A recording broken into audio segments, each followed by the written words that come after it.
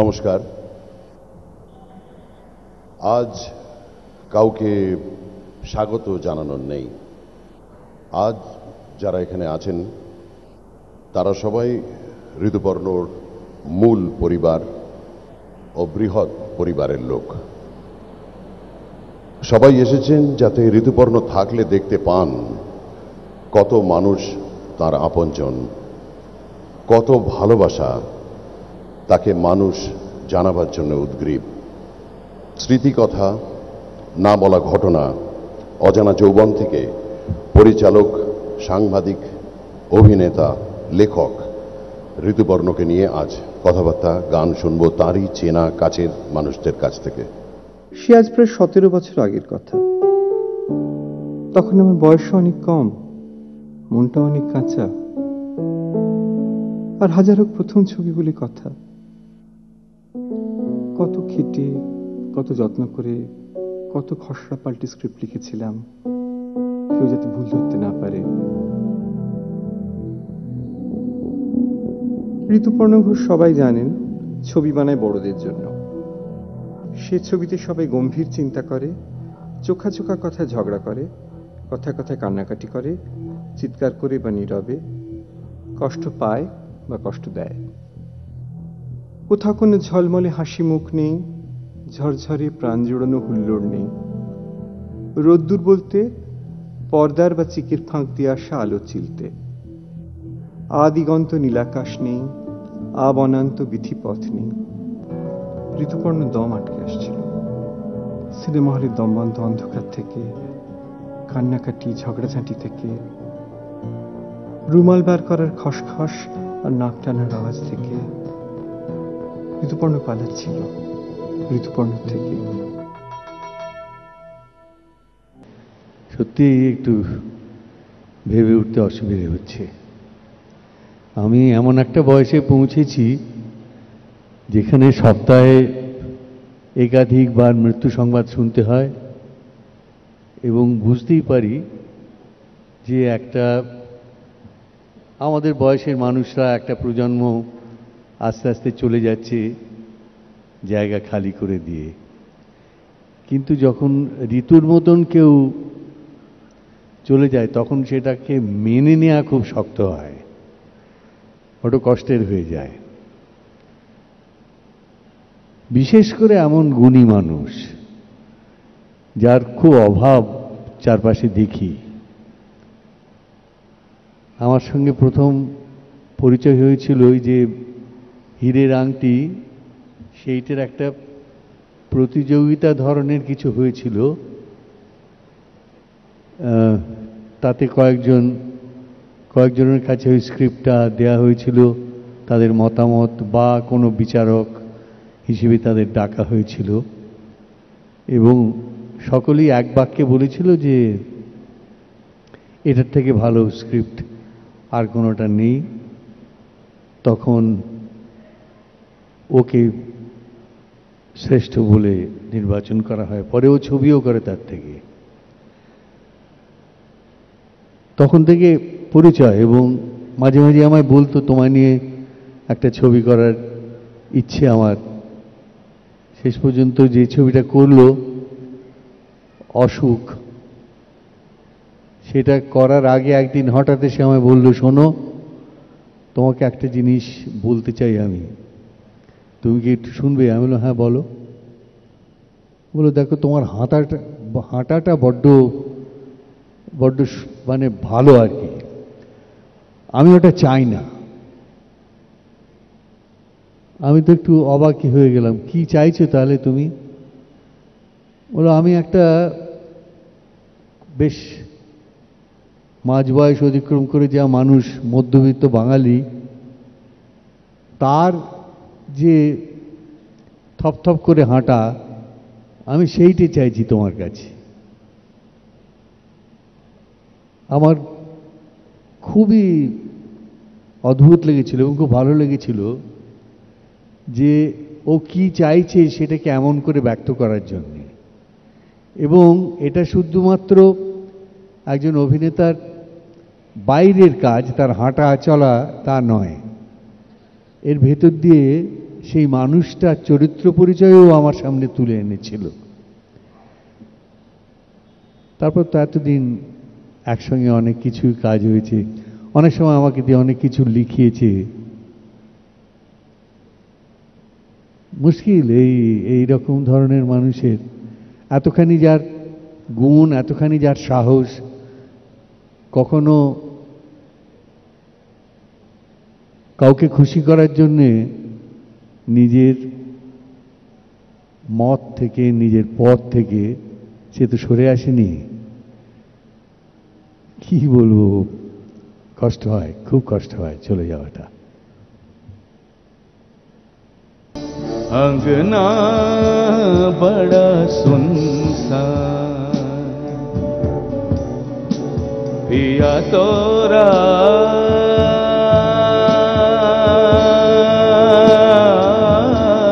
कैसा अभिमान।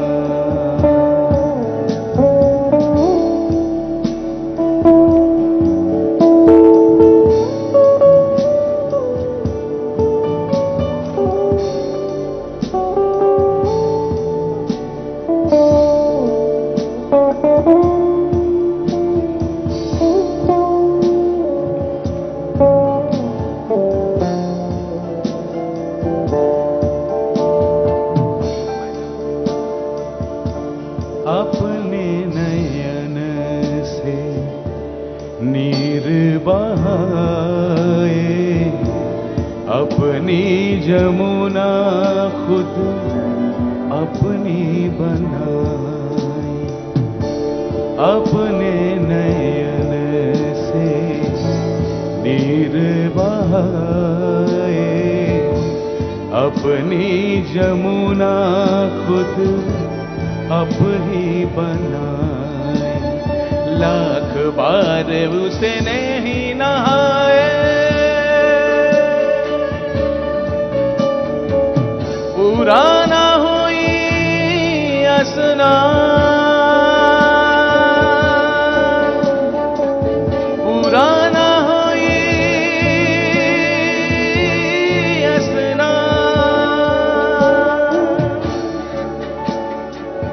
सूखे केस रुखे बेस, मनवा बेजान।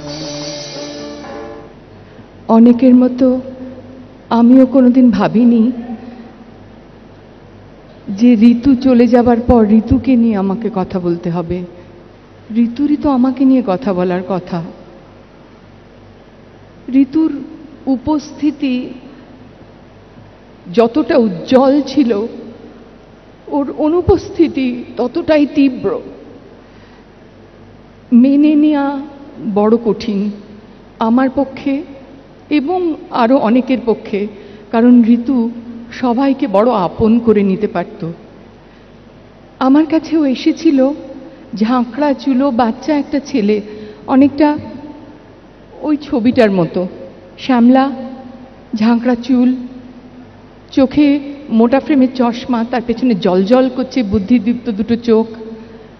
আমার পুরনো বন্ধু রাম রায়, যিনি একটু আগেই বলেছেন, তিনি ওকে পাঠিয়েছিলেন আমার কাছে একটা চিত্রনাট্য পড়ে শোনাবার জন্য।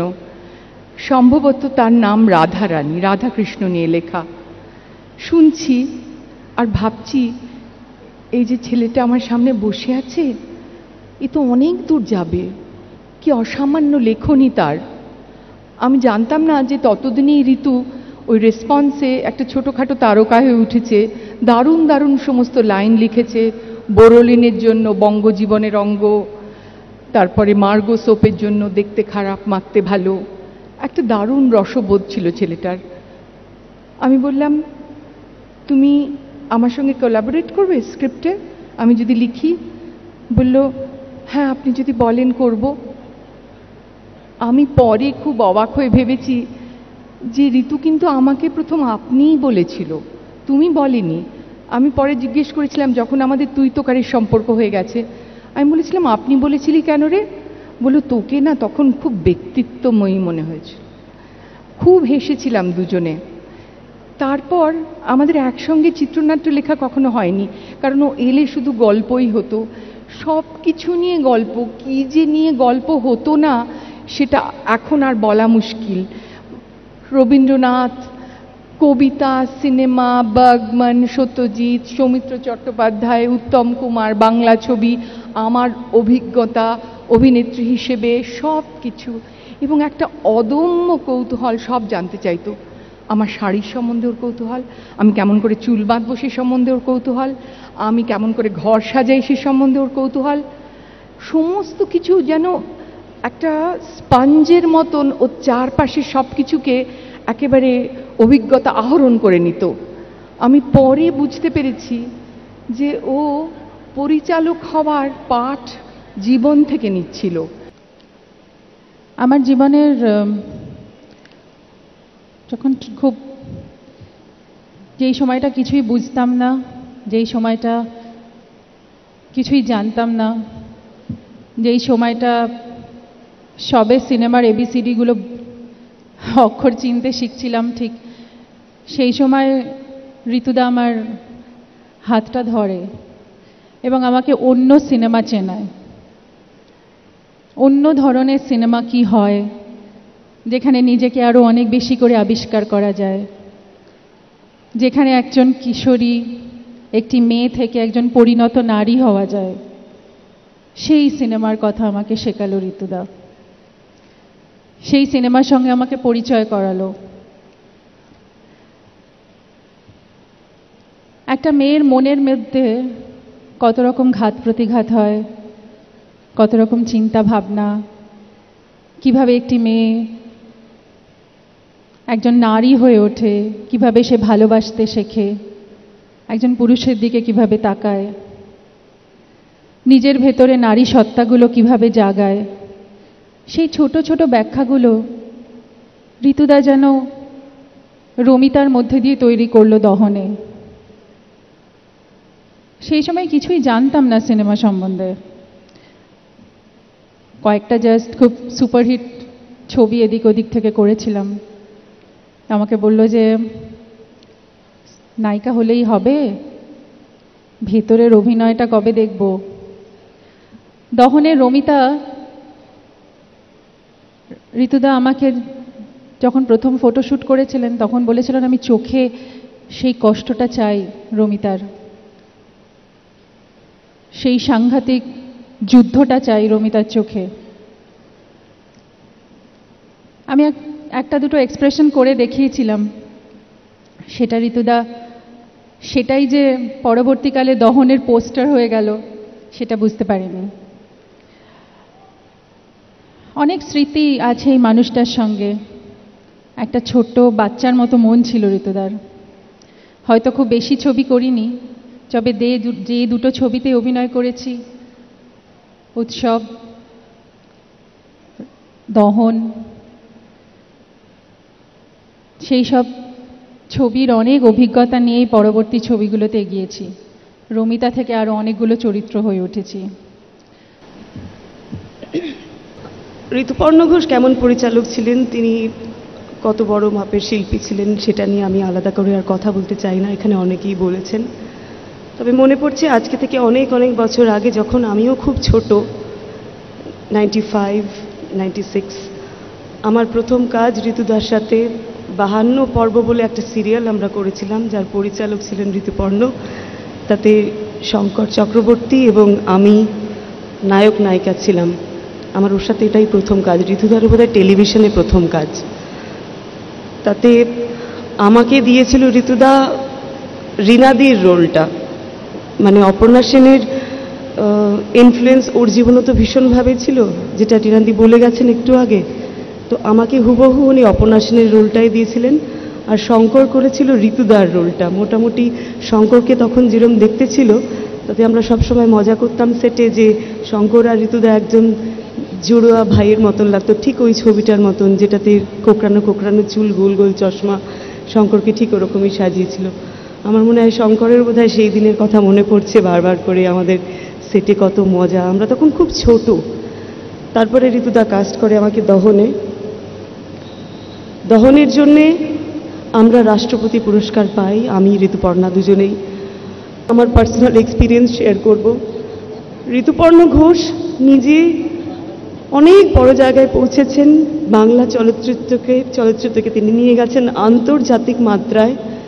তার সঙ্গে সঙ্গে কিন্তু তিনি আমাদেরও নিয়ে গেছেন অনেককে।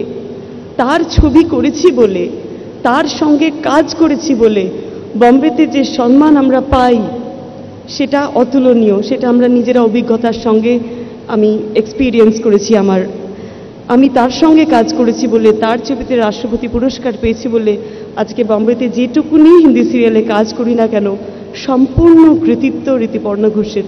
সেটা আমি ঋতুদাকে বলেওছিলাম যে তোমার ছবিতে রাষ্ট্রপতি পুরস্কার পেয়েছি বলে আমাকে কিন্তু বম্বে থেকে ডেকে নিয়ে গেছে, বাড়ি থেকে, বাংলার থেকে বম্বেতে কাজ করার জন্যে। আলাপ তো সেই বাড়িওয়ালির কাজের জন্যেই অবশ্যই, কিন্তু সে তো একটা ছবি, কয়েক মাসের শুটিং, ডাবিং, তারপর কাজের সম্পর্কটা সেখানেই শেষ। কিন্তু ঋতুদার সঙ্গে সম্পর্ক কোনোদিন শেষ হয়নি।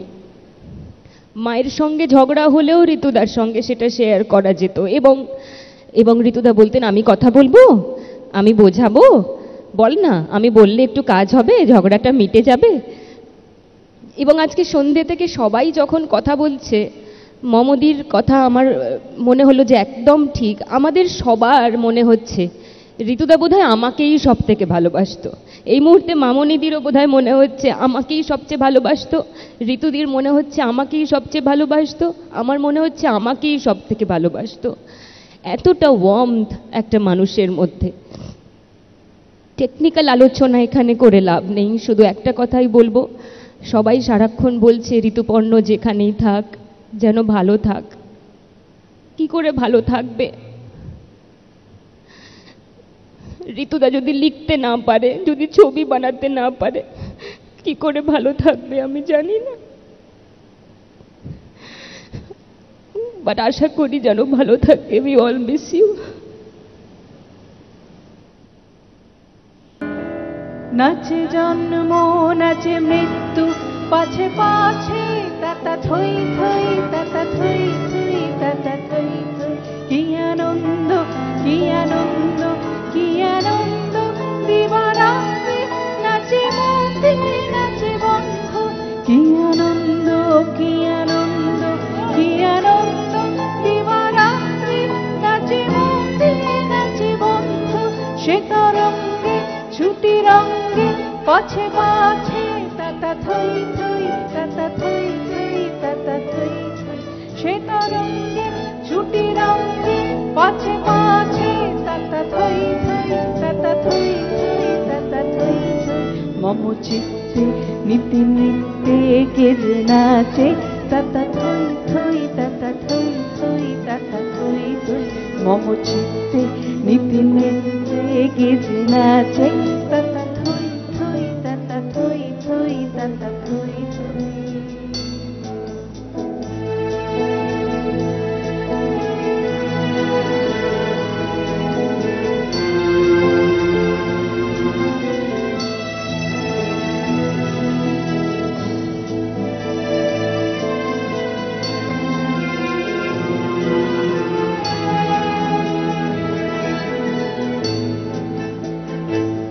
হাসি কান্না হীরা পান্না দোলে ভালে, কাঁপে ছন্দে ভালো মন্দ তালে তালে।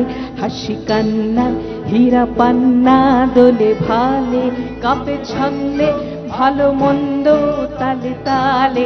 নাচে জন্ম নাচে মৃত্যু, পাছে পাছে তাতা থই থই, তাতা থই থই, তাতা থই থই। নাচে জন্ম নাচে মৃত্যু, পাছে পাছে তাতা থই থই তাতা থই থই তাতা থই থই। কি আনন্দ কি আনন্দ কি আনন্দ, দিবারাত্রি নাচে বন্ধু নাচে বন্ধ। কি আনন্দ কি আনন্দ কি আনন্দ, দিবারাত্রি নাচে বন্ধু নাচে বন্ধ। সে তরঙ্গে ছুটি রঙ্গে পাছে পাছে তাতা থই থই তাতা থই থই তাতা থই থই। সে তরঙ্গে ছুটি রঙ্গে পাছে পাছে তাতা থই থই তাতা থই থই তাতা থই থই। মম চিত্তে নিতে নিতে গেছে নাচে তাতা থই থই তাতা থই থই তাতা থই থই। মম চিত্তে নিতে নিতে গেছে নাচে তাতা থই থই তাতা থই থই তাতা থই থই। আমি ঋতুর সম্বন্ধে সামান্য দু একটা কথা বলতে চাই। আমার মোবাইলে ঋতুর যে ছবিটা আছে বা নম্বরটা আছে, আমি হাজার চেষ্টা করেও সেটা মুছে দিতে পারছি না। রোজই ভাবি মুছে দেবো, কেন যন্ত্রণা পাচ্ছি। যখনই দেখি ঋতুর সেই মিষ্টি মুখখানা, মনে হয় আহারে বন্ধুটা তো এখনো বেঁচে আছে। ঋতু যে টুক করে কোথায় পালিয়ে গেল কে জানে। তার ওই শ্রদ্ধা মিশ্রিত প্রশ্রয়, কাজের ফাঁকে ফাঁকে আমাকে বকুনি, এগুলো তো সারা জীবনে আমি আর কারো কাছে পাবো না। সে যে চলে গেল বলে গেল না। আমি ঋতুর প্রথম ছবি থেকে চিত্রাঙ্গদা পর্যন্ত বেশ কয়েকটি ছবির সঙ্গে যুক্ত ছিলাম। প্রথম ছবি হীরের আংটির নায়কের ডাবিং আমি সম্পূর্ণভাবে করে দিই।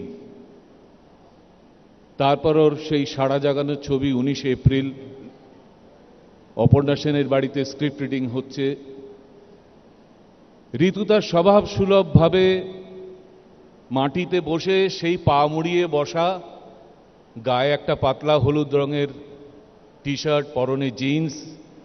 অপর্ণার রান্নাঘর থেকে ক্রমাগত ফ্রেঞ্চ টোস্ট আসছে, ঋতু এক মনে খেয়ে যাচ্ছে, একসঙ্গে স্ক্রিপ্টটা পড়ে যাচ্ছে।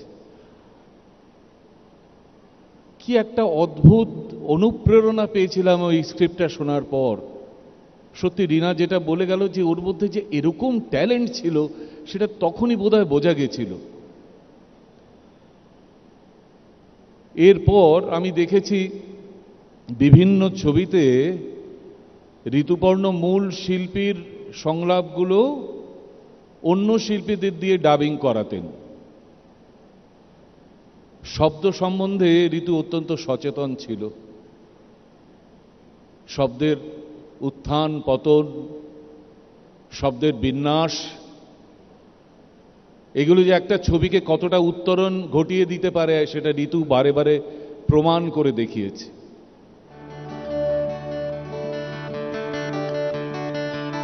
মেঘ পিয়নের ব্যাগের ভেতর মন খারাপের দিস্তা, মন খারাপ হলে কুয়াশা হয়, ব্যাকুল হলে তিস্তা।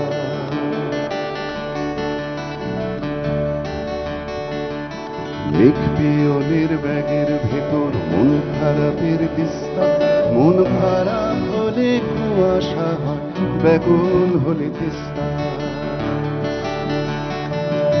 মন খারাপের খবর আসে,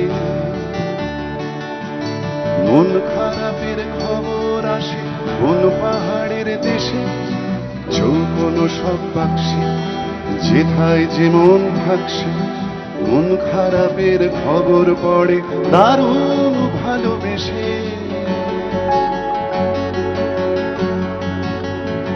মেঘের ব্যাগের ভেতর ম্যাপ রয়েছে মেঘ পিয়নের বাড়ি, পাকদণ্ডী পথ বেয়ে তার বাগান ঘেরা বাড়ি।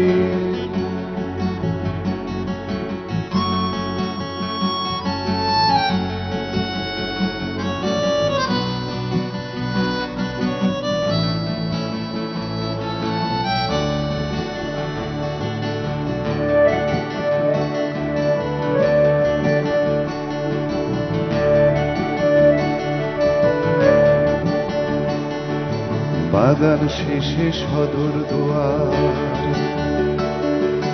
বাগান শেষে সদর দুয়ার, বারান্দাতে আরাম চেয়ার, কালচে পাতা বিছানাতে ছোট্ট রোদের ফালি, সেথায় এসে মেঘ পিয়নের সমস্ত ব্যাগ খালি।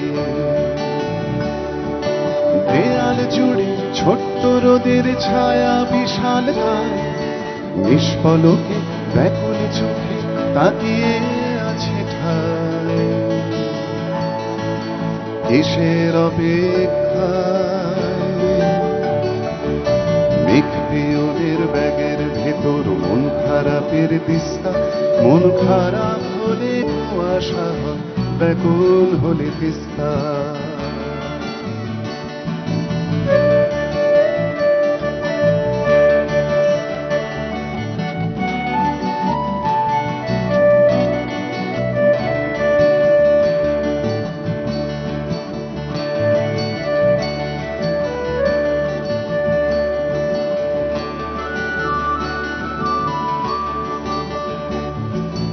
রোদের ছুরি ছায়ার শরীর কাটছে অবিরত, রোদের বুকের ভেতর ক্ষত। রোদের ছুরি ছায়ার শরীর কাটছে অবিরত, রোদের বুকের ভেতর ক্ষত। সেই বুকের থেকে চুপ চুপ চুপ নীল কুয়াশা ঝরে, আর মন খারাপের খবর আসে আকাশে মেঘ করে। সারা আকাশ জুড়ে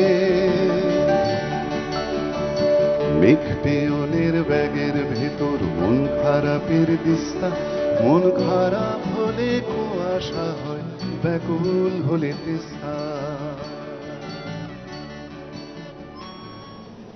ঋতুর সম্পর্কে কিছু বলা আমার পক্ষে খুব অসুবিধে।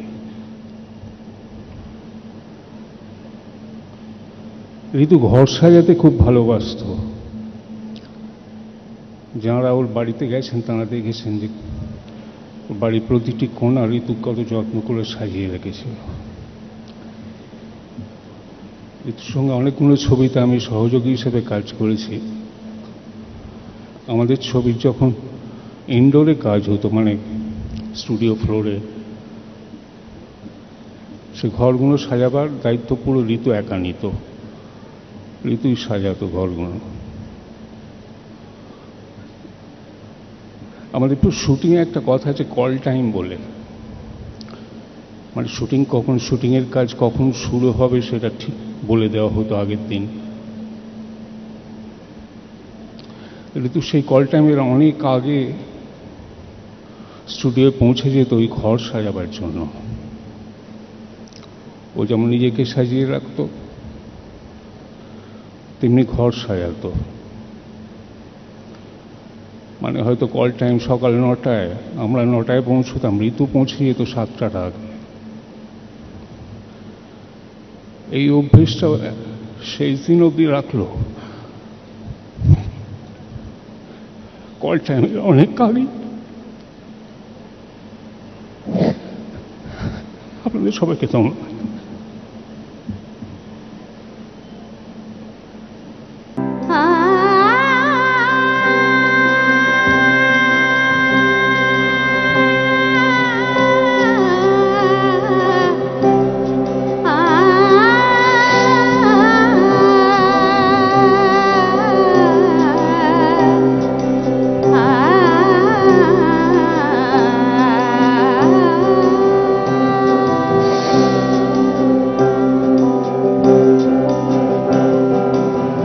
मनोरथे साजो अभिसारी पहलू सुनील वेश,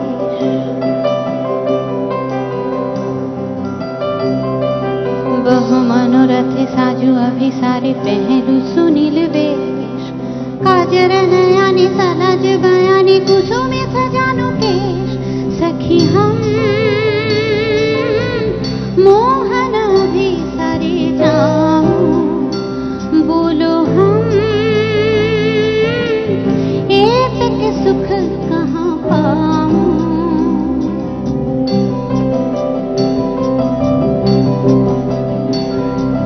यमुनार पार गहना धार घननी पवन माझे पिया से था मोर वेदना कातर मोहे लागी बैठे आछे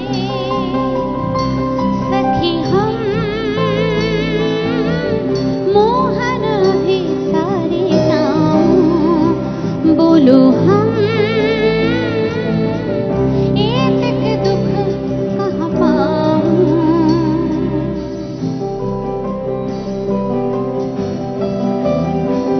सखी चिरा भागिनी हम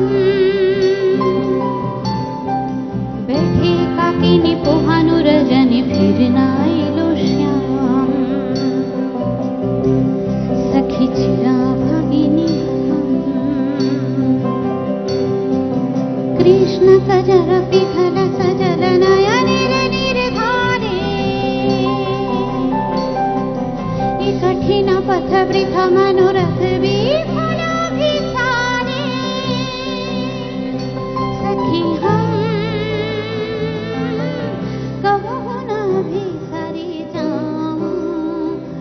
বলবো সেটাই বুঝে পাচ্ছি না। খুব রাগ হচ্ছে, অভিমান হচ্ছে ঋতুর ওপর। এই সেটটা দেখে মনে হচ্ছে, যখন প্রথম আলোটা জ্বলল সেটটা দেখে মনে হচ্ছে এক্ষুনি নমস্কার করে ঋতু এসে এখানে বসবে, একে একে আমাদের ডাকবে। আজকে সারা দুপুর ঋতু আমাকে বিরক্ত করেছে। সারাক্ষণ বলছে, মমদি বড় টিপ পর, মমদি এটা পড়িস না, এটা পর, মোটা করে কাজল দে। আমি বললাম আমি না সারাক্ষণ ঋতুর সঙ্গে যেন কথা বলে গেছি। আমি ঋতু কাজল পরাটা ভীষণ বাড়াবাড়ি হয়ে যাবে। না, তুই ফুলটা লাগাচ্ছিস না কেন, ফুলটা লাগা। আজকে আবহমানের সময়, না তার আগে একটু বলি, 19শে এপ্রিল যখন হলো, ঋতু আমাকে দেখতে ডেকেছিল। আমি সেখানে ছিলাম আর সুদেষ্ণা ছিল। আমি তো সমানে কেঁদে গেছি। আর আমার ছোট ছেলে রিজুল, সে ভীষণ, আমার বড় ছেলে ছোটবেলা থেকেই আমরা সৌদিতে নানা জায়গায় ঘুরে বেরিয়েছি, তাকে ট্যাকে করে করে নিয়ে নিয়ে ঘুরেছি, সুতরাং ও অনেকটা সময় আমাদের সঙ্গে স্পেন্ড করেছে। কিন্তু আমার ছোট ছেলে খুব অভিমানী, ওকে অত আমাদের সঙ্গে নিয়ে নিয়ে অতটা ঘুরতে পারিনি। যখন 19শে এপ্রিল দেখছিলাম, তখন আমার সারাক্ষণ, আমি যখন সিনেমাটা শেষ হলো, আমি ঋতুর সঙ্গে কথা বলতে পারিনি। আমি গাড়িতে উঠে আমি ঋতুকে বললাম পরে ফোন করব। আমার শুধু মনে হচ্ছে কখন গিয়ে আমি আমার ছোট ছেলে রিজুলকে জড়িয়ে ধরবো, এমনভাবে নাড়া দিয়েছিল ছবিটা। আর তারপরে ঋতুর সঙ্গে ঘন্টার পর ঘন্টা আমার ফোনে কথা হতো। খুব কম সময় কথা হলে সেটা আধ ঘন্টা থেকে 45 মিনিট, আর না হলে ঘন্টার পর ঘন্টা ফোনে কথা চলতো। 2012-র 4ই মার্চ এই সংখ্যাটায় ঋতুদাই লেখাটা লিখেছিলেন, আমি সেটা পাঠ করছি। জীবনের বড় দুটো ধাক্কা, মা, তারপর বাবা চলে গেল। এদের কারো শেষ নিঃশ্বাস ত্যাগের সময় আমি পাশে ছিলাম না। মা বাড়িতে, আর আমি তখন উড়োজাহাজে বম্বে থেকে কলকাতায় আসছি। বাবা ভোর রাত্রিরে 4:45টায় হাসপাতালে, আমি বাড়িতে। হাসপাতাল থেকে ফোন করে খবর দিলেন কর্তৃপক্ষ। মনে আছে নিজে দাঁড়িয়ে থেকে পুরো শেষকৃত্যটা শেষ করলাম।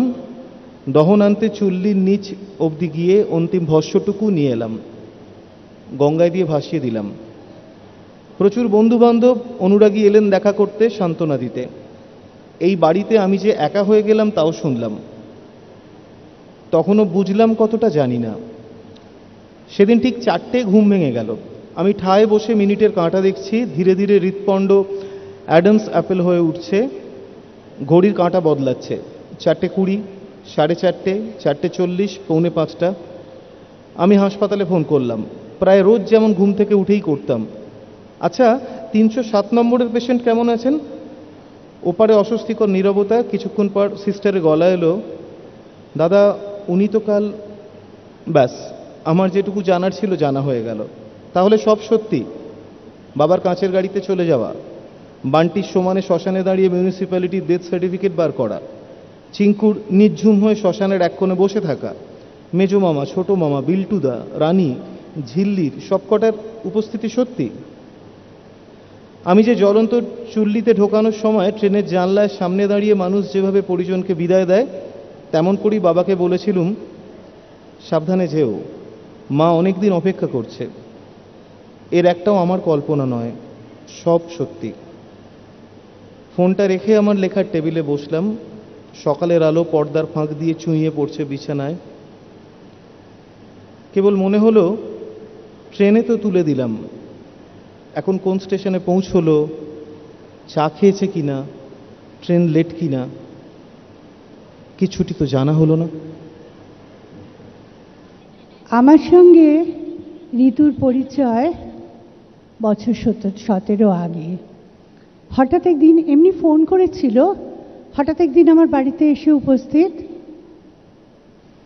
একটা শ্যামলা শ্যামলা রং, যেরমভাবে রীনাদি বললেন, এক মাথা কোঁকড়া চুল, অসম্ভব তীক্ষ্ণ উজ্জ্বল দুটো চোখ, এবং প্রথম দেখাতেই আমাকে বলল, এই সুচিত্রাদি, আমি তোর দহনটা নিলাম রে। Imagine all the people sharing all the world. Whoa, you may say that I'm a dreamer, but I'm not the only one. I hope someday that you will join us, and the world will live as one, and the world